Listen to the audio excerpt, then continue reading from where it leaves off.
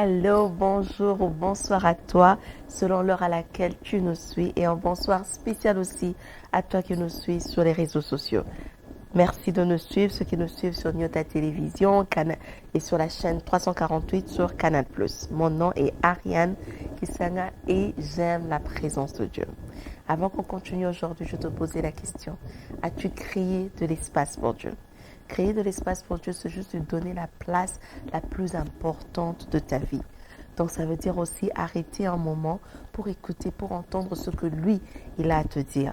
On va commencer ce soir aujourd'hui plutôt, avec la prière. Et notre verset de prière est pris du Psaume 25 au 5e verset. La parole de Dieu dit, conduis-moi dans ta vérité et instruis-moi, car tu es le Dieu de mon salut, tu es toujours mon espérance. Conduis-moi dans ta vérité et instruis-moi. On est là aujourd'hui pour parler, pour partager ensemble la parole de Dieu. Et tu veux que cette parole puisse te conduire, tu veux entendre les instructions de Dieu. Alors tu vas te rendre disponible. Tu vas dire, Saint-Esprit, je suis là. Pas pour entendre un homme ou une femme plutôt, mais pour t'entendre toi. Je suis là pour t'entendre. Saint-Esprit, instruis-moi, parle-moi, conduis-moi. C'est toi qui es mon espérance. C'est en toi que j'ai placé toute ma confiance. Si je t'entends parler, je saurai qu'est-ce qu'il faut faire. Si je t'entends parler, je saurai comment décider. Saint-Esprit, parle-moi, rends-toi disponible. Demande juste au Saint-Esprit de te parler, de transformer ta vie, de te donner instruction en même temps que tu suis cette émission. Saint-Esprit, nous t'invitons pendant ce moment. Ce moment est le tien. Viens. Fais ce que tu as à faire. Accomplis l'agenda du Seigneur. Parle-nous. Nous sommes là pour recevoir instruction de ta part. Saint-Esprit, nous t'invitons. Sens-toi à l'aise parmi nous aujourd'hui. Dans le nom puissant de Jésus, nous avons ainsi prié. Et les saints de Dieu disent Amen, Amen, Amen. Alors aujourd'hui, on va continuer avec le thème sur lequel on a commencé la semaine passée, être appelé. Et on va continuer la suite avec le pasteur Jean-Peter Diomi Kazadi. Et le pasteur Jean-Peter Diomi s'est converti en 1989 en RDC au ministère ASSAM, qui est Action chrétienne d'évangélisation mondiale à Kinshasa, à Bandal. Il était prédicateur et responsable du département d'affermissement. Il a un diplôme d'école du ministère en 1994 à l'église Parole de la Foi à Paris. Il a été là où dirigeait le feu pasteur Raja. Et en 2021, il a été consacré pasteur à l'ASSEM à Kinshasa. Le pasteur Jean-Pi travaille aussi comme programmeur à la Maison Blanche aux États-Unis. Il est marié et il est père de 5 enfants. Pasteur Jean-Pi, bienvenue sur Alpha Ministries. Avec plaisir, maman. Bonsoir. Bonsoir. Alors, avant qu'on continue aujourd'hui, je vais juste donner un résumé sur ce qu'on a parlé la semaine passée. On a dit que ce que signifie être appelé, c'est que signifie être appelé, on a dit que l'appel, en fait, est une forme de naissance. Que c'était pas un désir humain, il n'y avait rien d'humain dans l'appel. Et que l'appel justifiait un besoin qui a été créé par celui qui lance l'appel. Et que l'appel est lié au besoin de Dieu pour le service. Donc Dieu a un besoin et il lance l'appel à la personne. Et sur la question de comment savoir si on est appelé, c'est d'abord savoir que tout appel passe par une formation et que l'appel doit te trouver en train de faire quelque chose. Et en troisième lieu, on a dit qu'il y avait des signes qui confirmaient l'appel au ministère. Donc tu auras soit une tierce personne qui va venir faire la confirmation, mais avoir la confirmation de Dieu était la plus importante. Alors pasteur, pour aujourd'hui, on veut savoir c'est quoi, quand on parle de l'appel de Moïse et puis on parle de l'appel de David, c'est quoi, est-ce qu'il y a des similarités, des différences entre les deux appels, pasteur? Merci beaucoup, maman. Que le Seigneur vous bénisse et surtout, je vous remercie pour l'opportunité que vous mettez à ma disposition pour communiquer la pensée de Dieu aux enfants de Dieu. Oui, vous parlez de l'appel de Moïse et l'appel de David. Je crois que nous pouvons lire ça dans Exode, au chapitre 2, à partir du verset 1, je crois que ma Bible dit ceci. Ma Bible, c'est en anglais, comme je disais, mais je vais essayer de traduire ça directement en français. Ok. Il dit, maintenant, un homme de la maison de Lévi s'est marié à une femme lévite aussi, et elle devient enceinte et enfanta un fils, qui est Moïse. Je voudrais dire, on dit que quand vous lisez cette parole, on parle de Moïse dans sa naissance. Ok. Tout à l'heure, vous avez introduit en parlant de l'appel qui n'est pas conditionné par une condition humaine. Excusez-moi la tautologie. Mais c'est quelque chose qui vient de Dieu. Yeah. Ici, nous voyons, ils sont en train d'appeler, la Bible parle d'un enfant mâle, donc d'un enfant garçon, qui est né des deux parents qui sont des Lévis. D'abord, l'enfant ne choisit pas sa famille. L'enfant ne choisit ni sa mère, ni son père. L'enfant est le fruit et le produit des autres. Donc la responsabilité, dès la naissance, ne vient pas de celui qui est né, mais vient de celui qui enfante. Ok. Donc celui qui est né n'a aucun mot, n'est qu'une conséquence d'un désir postérieur Ok. de ses parents. Et dans ce cas, c'était le désir de la mère lévite et du papa Lévi. Donc par là, qu'est-ce que je voudrais aussi tirer quelque chose? C'est pour d'abord vous dire que nous parlons de l'enfant Moïse qui va devenir le sauveur. Il recevra la mission. Donc nous parlons d'abord de la genèse de celui qui portera la mission. Nous voyons même que cet enfant, de par sa naissance, il n'a pas choisi cette famille. Maintenant, ce qui est aussi plus important, on dit qu'un homme de Lévi, de la tribu de Lévi, épousa une femme de cette même tribu et ils enfantant un fils. Là, c'est Moïse qui est né. Et quand nous allons maintenant un peu plus loin, on verra maintenant que Dieu détermine en disant que cette tribu est réservée au sacerdoce. Ok. Vous comprenez maintenant? Donc, Moïse, ce n'est pas quelqu'un qui s'est choisi et il n'a même pas choisi cette tribu sacerdotale.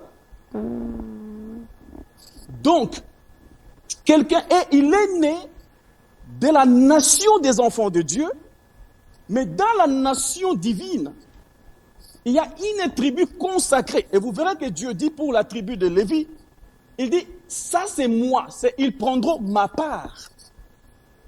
Et la part dont Dieu est en train de parler, ce n'est pas la part d'une chicoine gobée d'un pain. Dieu parle du fardeau. Ok. C'est le fardeau de Dieu. Donc le fardeau n'est pas donné à tout l'Israël. Mais le fardeau de Dieu est donné à cette tribu prêtre qui est Lévi. Donc c'est dire que quelqu'un ne peut pas s'octroyer le privilège de devenir Lévi quand tu n'es pas né de Lévi. Donc c'est dire que je ne peux pas me réveiller un matin parce que je suis un enfant de Dieu, parce que je suis Israël, parce que je suis Ephraïm, et dire que non, je deviens Lévi, de la famille des prêtres.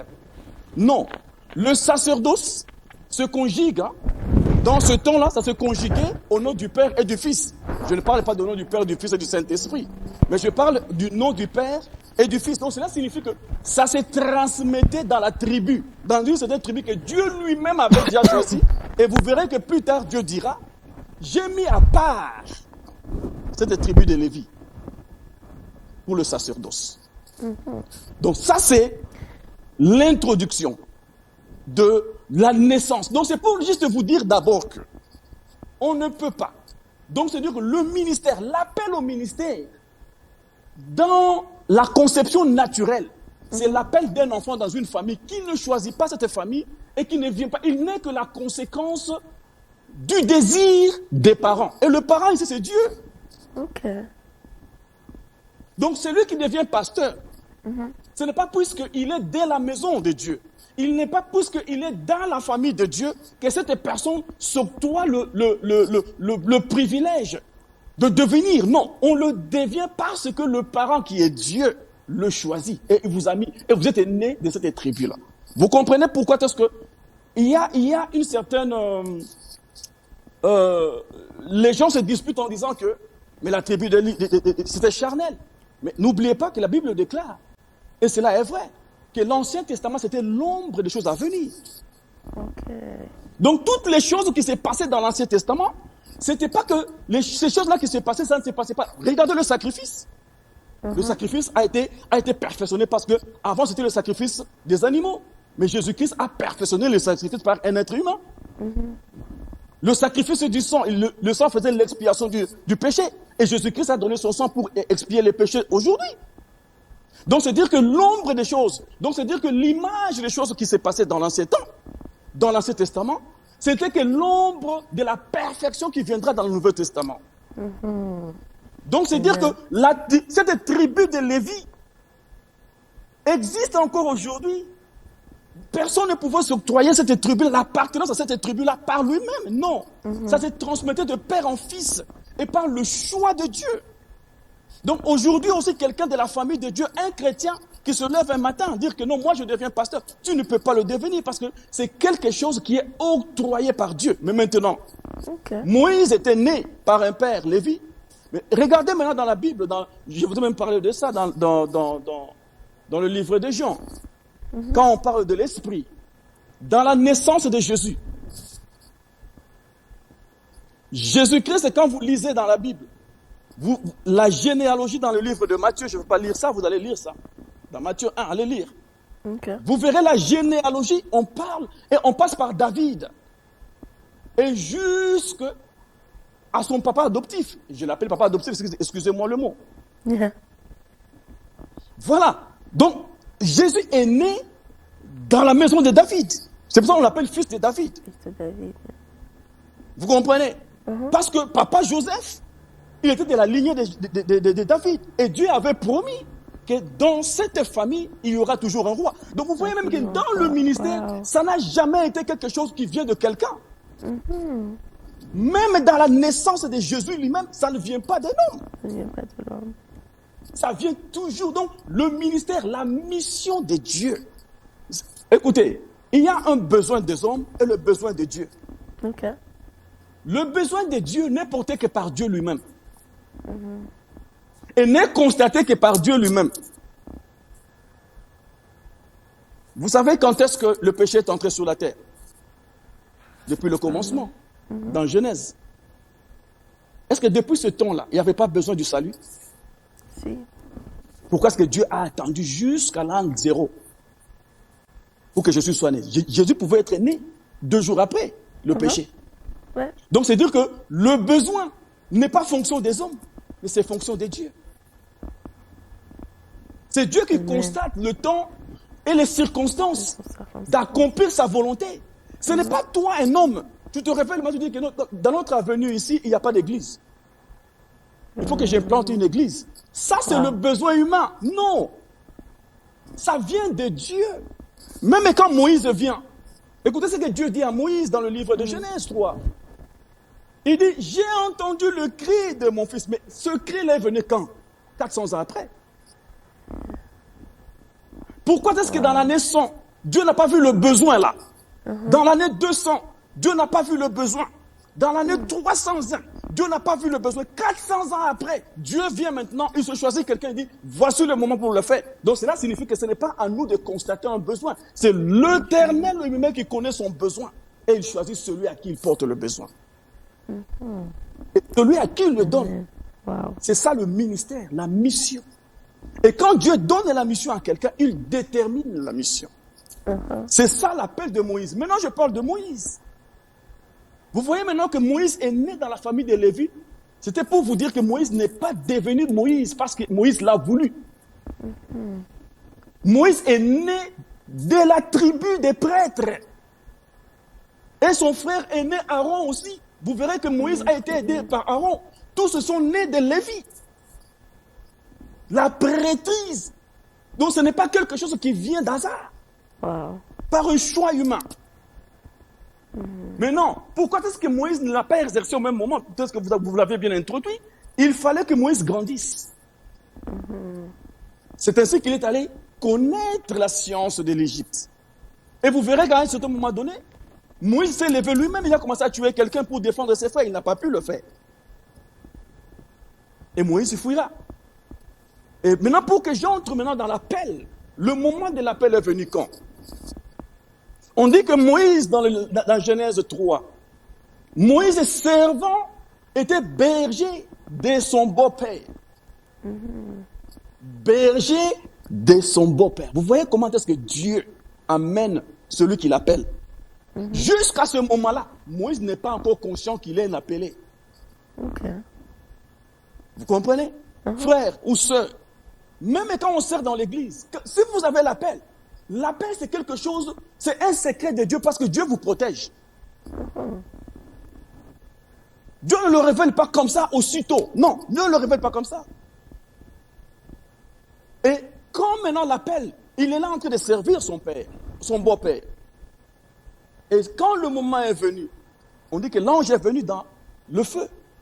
Et quand il tournait le feu, Dieu lui dira, j'ai entendu maintenant le cri de mon peuple et je te choisis. Vous verrez le même mot que Dieu a prononcé sur Moïse.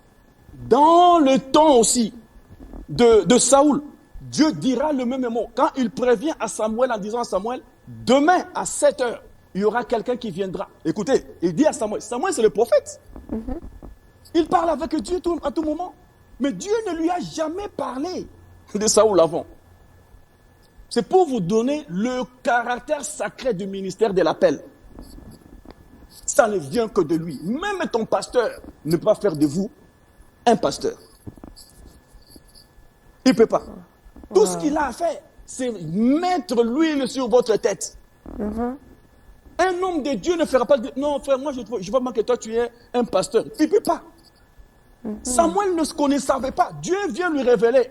Il dit que demain, celui qui va entrer ici, c'est celui-là que moi je choisis. Parce que j'ai entendu le cri de mon peuple, la souffrance que les Philistins étaient en train de leur faire.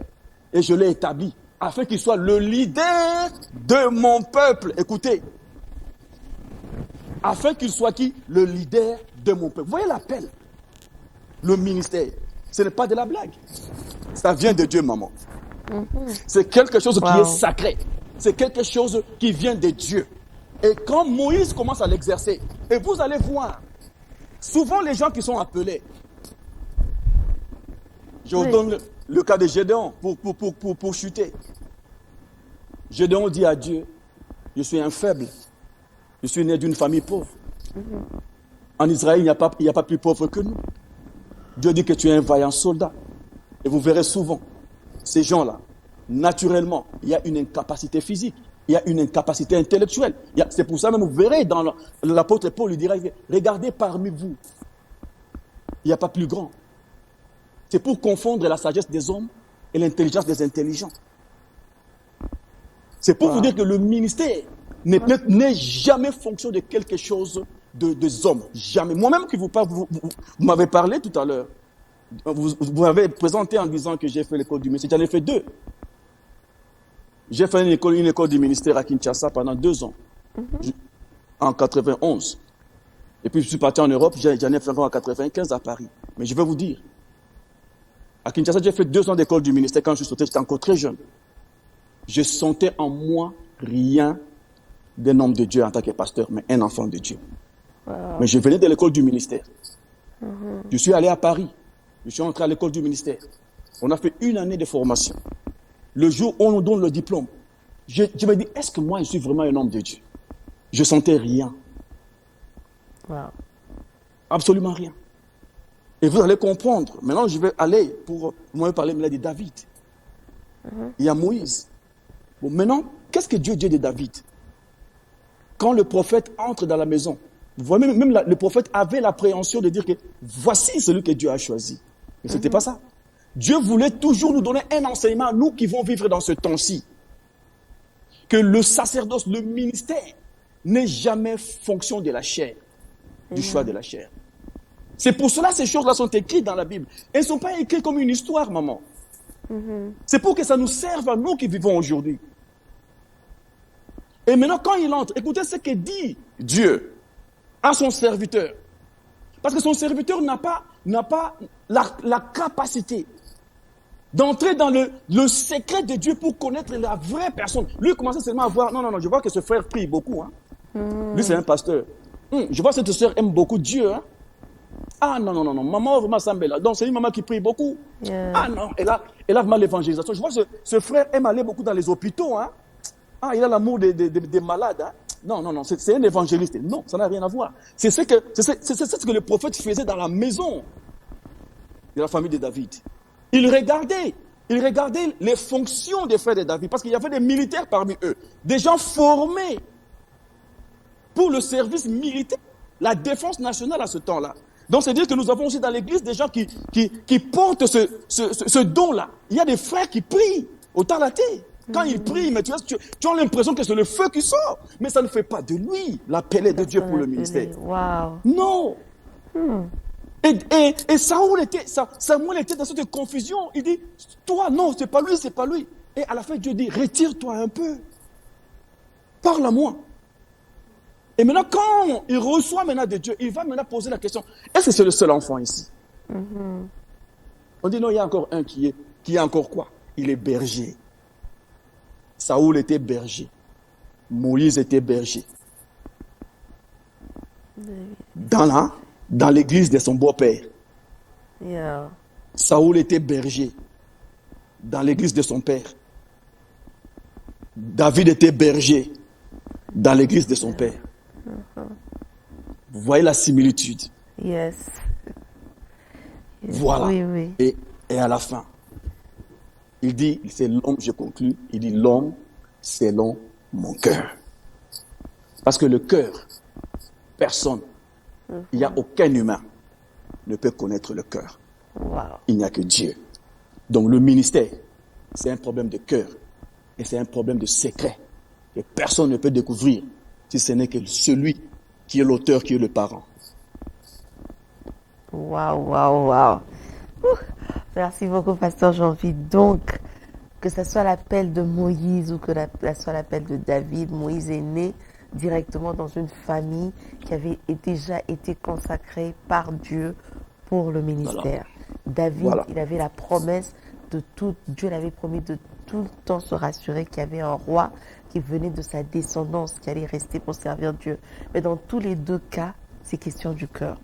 C'est pas les nombres d'heures qu'on passe à prier, c'est pas les nombres d'heures qu'on passe dans la lecture, dans la parole, mais c'est le cœur. Et la seule personne qui voit notre cœur, c'est celui qui nous a formés, c'est celui qui nous a appelés, c'est Dieu. Voilà, c'est maman. Dieu qui a placé l'appel en nous, celui qui voit notre cœur et c'est celui qui nous appelle. Ah, pasteur Ce n'est pas le nombre des écoles de ministère que vous passez, des écoles bibliques, des temps, des dons que vous manifestez à l'église, ce n'est pas ça. C'est pas ça. Ça n'a rien à voir. Vraiment une affaire de cœur. Wow. Maintenant, pasteur Jean-Pierre, alors qu'est-ce qui se passe avec ces pasteurs-là, comme vous avez dit, qui voient qu'il y a un besoin ou qui se disent, bon, il manque une église dans ce quartier ou dans cette avenue et la personne se autoproclame pasteur et érige cette église. Et des fois, c'est même des personnes qui ont été consacrées pasteurs, mais qui n'ont pas nécessairement eu l'appel. C'est quoi alors leur cas à eux? Ok. Comme je disais tout à l'heure, le besoin. Il y a deux sortes de besoins. Il y a le besoin de Dieu et le besoin des hommes. Okay. Dieu ne répond pas aux besoins des hommes. Dieu, je ne veux pas dire qu'il ne répond pas aux besoins des hommes, parce que quelque part dans la Bible, il dit que faites connaître vos désirs et vos besoins à Dieu, tout ça. Mais quand je parle de besoin des hommes, le besoin dans le temps, le besoin est contemporain. Donc, c'est à dire quoi? Le besoin est actuel. Okay. Quand nous parlons du besoin, j'ai besoin de manger parce que j'ai faim maintenant. J'ai besoin d'habits parce que je n'ai pas d'habits maintenant. Vous comprenez? J'ai besoin d'une voiture parce que je n'ai pas une voiture, mais j'ai besoin d'une autre voiture parce que je remarque que cette voiture que j'ai, elle n'est pas suffisante ou bien je ne l'aime pas, j'aime une autre voiture. Le besoin, c'est toujours le temps présent. Mais le Dieu que nous servons, notre Père, On l'appelle omniscient, omnipotent et omniprésent. Donc, c'est dire que il n'est pas limité dans le temps. Donc, c'est dire que Dieu ne peut pas se limiter dans un besoin humain. Un besoin, un constat, besoin de l'homme, que l'homme crée. Je reviens dans la Bible pour illustrer ça. David, il se réveille un matin. Il remarque que lui habite dans un palais, que la maison de Dieu était dans une tente. Pour répondre à votre question. Oui. Et David se décide. Il a fait un constat. Mais humainement parlant, maman, c'est un constat bien, parfait. Comment moi que Dieu a élevé de la poussière, il m'a fait asseoir avec les grands. Je deviens roi du berger au royaume, à la royauté. Maintenant, moi j'habite. Celui qui me prend, lui habite dans une tente. Quand il y a un vent, la tente bouge. Ça, c'est le constat de David. De David, ouais. Et c'était un besoin réel. Il dit non, il faut que je bâtisse à mon Dieu une maison. Quand David est en train de dire là, il n'est pas en train de dire que je bâtirai, il dit je veux bâtir maintenant parce que j'ai déjà bâti ma maison. Tu vois? Donc David était prêt avec l'argent, avec les biens, avec les moyens, avec tout ce qu'il avait pour bâtir la maison de Dieu. Mais et pourtant, écoutez la réponse de celui pour qui on se soucie. Il répond à David, est-ce que moi qui ai créé toutes ces choses, est-ce que je t'ai déjà montré mon besoin? Vous voyez, maman? Donc, c'est dire quoi? Tu peux constater que dans une rue ou quelque part, il y a un besoin d'établir une église. Ça, c'est votre constat. Mais au-delà de ça, il y a d'abord le besoin et le constat de Dieu qui est plus important. Maintenant, écoutez, quand David a eu ce constat-là, Dieu maintenant lui montre. Écoutez ce que dit la Bible. Dieu n'est pas bâti, il dit, il n'est pas bâti avec les mains humaines. Cela signifie quoi? Dieu ne tire pas sa source par un besoin des hommes. Est-ce que vous comprenez? Oui. Et Dieu dira maintenant à David, de toutes les façons, ce n'est pas toi qui bâtiras cette maison-là. C'est ton fils qui le fera. C'était pour montrer à David que ce n'est pas toi qui peux me bâtir. Ça vient de moi, ça doit venir de moi. Et je suis l'auteur. Et l'architecte. Et ce que j'aime bien dans la Bible, l'apôtre Paul dira que celui qui bâtit, bâtit en vain si l'éternel est Dieu n'est bâti. Donc celui qui bâtit, maman, c'est Dieu. Tu vois? Et celui qui garde, la Bible dit que celui qui protège, protège vainement si ce n'est pas l'éternel qui protège. Et celui qui bâtit, bâtit vainement s'il n'est pas l'éternel et Dieu qui bâtit. Regarde dans la Bible les gens qui ont bâti la tour de Babel. Nous, on voit souvent la tour de Babel comme si c'était quelque chose de péché. Mais non! Ce sont des gens qui se sont réunis. Moi qui vous parle, par exemple, il y a une fois, quelqu'un est venu me dire, il dit, ah, quand est-ce que tu vas bâtir une église? Moi, on m'a déjà posé cette question-là. J'ai posé la question à la personne, j'ai dit, pourquoi? Pourquoi cette question? Il dit, mais tu connais prêcher. Tu connais prier. Wow. Tu es un pasteur. Et tu peux commencer l'église. Mais là, c'est un homme qui est en train de me le dire. J'ai répondu à la personne, dans la Bible, il n'y a aucun ministre, il n'y a aucun ministère n'a été choisi parce que les hommes l'ont choisi. C'est parce que Dieu l'a établi. Amen. Wow. En tout cas, Pasteur Jean-Philippe, désolé de vous couper, mais notre temps arrive à la fin. Vous avez toutes des très bonnes réponses, mais malheureusement, nous n'avons plus le temps. Merci beaucoup encore une fois d'avoir accepté l'invitation. Derrière maman, derrière maman.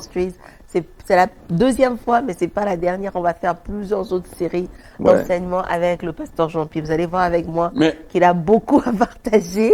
Mais je vais te dire comme quelque chose à la fin, maman. On n'interdit pas à quelqu'un de servir Dieu. Jésus l'a bien dit. Ceux qui ne sont pas contre nous sont pour nous. Amen. Donc, même quelqu'un qui se donne au ministère, c'est pas mauvais. Amen. Donc, pour conclure, que ce soit par appel ou une personne qui trouve juste un besoin pour faire ce ministère et commence le ministère, tant qu'il le fait pour Dieu, c'est pas mauvais parce que celui qui n'est pas contre nous est pour nous et pour nous. Dieu est dedans aussi. Merci beaucoup encore une fois, Pasteur Jean-Pierre. Que Dieu vous bénisse. Merci d'avoir Dieu pris vous bénisse votre temps. autant. Merci d'avoir suivi Alpha Ministries, que ce soit à la télé ou sur Internet. Et jusqu'à ce qu'on se voit la semaine prochaine, rappelle-toi de toujours créer de l'espace pour Dieu. Dieu vous bénisse. Merci. Oh my God.